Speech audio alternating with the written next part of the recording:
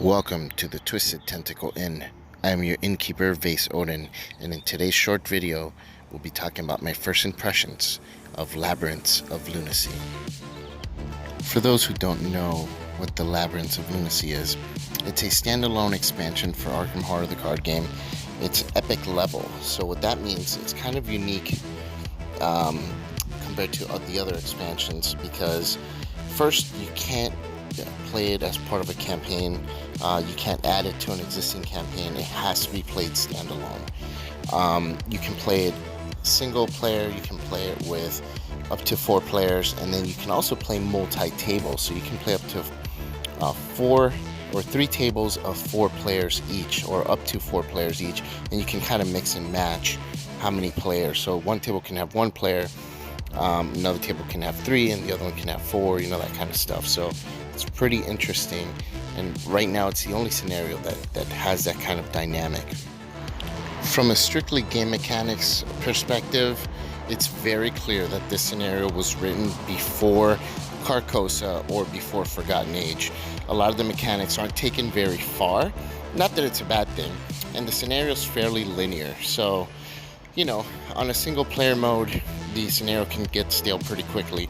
Multi-table mode, though, the scenario really comes onto its own.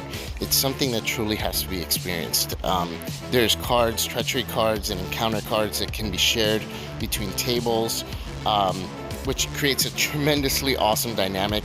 You can either screw other tables over or help them out, all that kind of stuff. So that's really, really cool.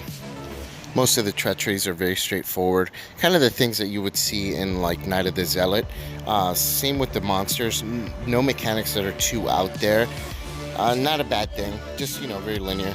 The replay value for this scenario is really good for the multi-table. I could play it over and over and over if we play it on a big epic mode.